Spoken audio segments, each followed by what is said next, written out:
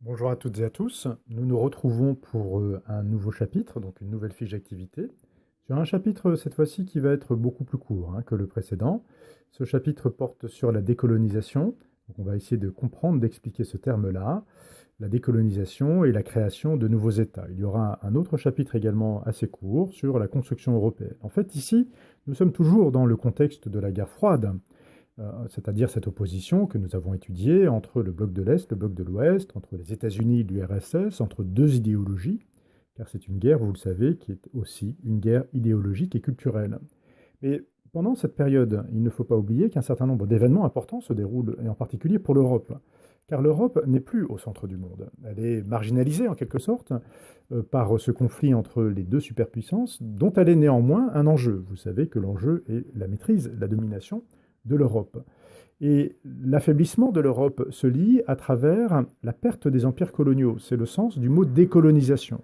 Ça signifie que les empires coloniaux disparaissent, ni plus ni moins. Et que notamment la France et l'Angleterre, l'Angleterre surtout, qui possédait un empire très étendu, vont perdre ou accorder l'indépendance, il y a différentes modalités à cela, ces empires. Et donc, c'est une redéfinition de l'Europe et de sa place dans le monde qui va suivre cette décolonisation. C'est la raison pour laquelle nous aborderons la construction européenne après ce chapitre. Je vous rappelle que la vidéo que vous voyez est disponible grâce à l'hyperlien. Et ici, je vous précise que la présentation générale, toujours importante, elle remplace nos présentations d'objectifs habituels. Ici, elle est particulièrement importante car j'ai expliqué ici le contexte qui permet de comprendre pourquoi c'est au sortir de la Seconde Guerre mondiale que les puissances européennes vont perdre leurs empires coloniaux ou accorder l'indépendance, et donc pour quels motifs les peuples qui jusque-là vivaient sous la domination européenne vont accéder à cette indépendance. Voilà. Donc il y a tout un ensemble de raisons que je vous demande de lire attentivement, de comprendre, et c'est la raison pour laquelle on commence avec un exercice introductif, en fait.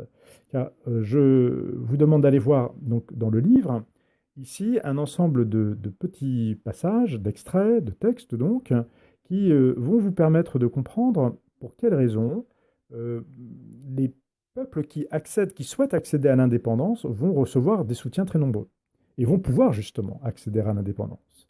C'est l'objectif de cette petite question d'introduction. Alors, pour comprendre l'accès à l'indépendance, c'est-à-dire ses conditions d'une part, mais aussi ses conséquences, nous allons nous intéresser à l'exemple de l'Inde. Donc c'est par cet exemple-là que nous allons bien comprendre d'une façon générale comment s'est déroulée la décolonisation. Alors une première question pour situer, rappeler de qui l'Inde est la colonie, je n'en dis pas plus, je pense que vous le savez déjà. Un personnage donc, joue un rôle important, il n'est pas le seul, il y a également donc Gandhi, mais il y a aussi Nehru.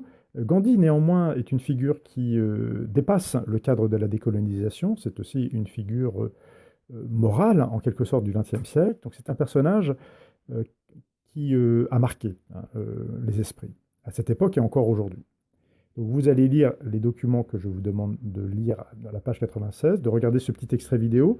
Alors vous connaissez ces émissions Un jour une question, elles sont très très faciles d'accès, elles sont très utiles parce qu'elles donnent l'essentiel en fait, et c'est la raison pour laquelle je vous y renvoie. Voilà, donc qui est Gandhi, contre quoi lutte-t-il et quels moyens préconise-t-il, qu'il a rendu célèbre partout dans le monde, donnez-en un exemple. Les réponses à ces questions, elles sont dans les documents 1 et 2, ainsi que dans l'extrait vidéo. Néanmoins, un autre leader indépendantiste avec Gandhi va jouer un rôle important pour l'accès à l'indépendance de l'Inde, c'est Nehru. Donc à vous de me dire quel est ce rôle grâce au document 3, page 96, et vous allez également vous aider du vocabulaire. Enfin, vous allez observer attentivement la carte du document 5, page 97. Donc, j'aimerais revenir avec vous sur cette carte-là, donc le document 5. Vous avez un dossier, vous voyez, sur ici la décolonisation de l'Inde, l'indépendance de l'Inde. Donc cette carte, prenez le temps de bien l'observer. Elle est importante pour comprendre ce qui se passe en fait, dans quelles conditions l'indépendance a lieu et donc par conséquent, quelles vont en être les conséquences. Et l'extrait vidéo ici, qui vous donne l'essentiel à retenir sur l'indépendance de l'Inde, va justement vous permettre de comprendre ce à quoi a abouti l'indépendance de l'Inde. Donc, quel mot décrit la situation de l'Inde lorsqu'elle accède à l'indépendance? Ici, il y a un mot important qui est à la fois dans la carte et dans l'extrait vidéo. Quels sont les États créés? Car en fait, il n'y en a pas qu'un, ce n'est pas que l'Inde. L'Empire des Indes donne naissance à plusieurs États, lesquels et quelles caractéristiques, sur quelles caractéristiques et quel est leur fondement identitaire d'une certaine manière. Et enfin, quelles sont les conséquences humaines de cette situation. Voilà.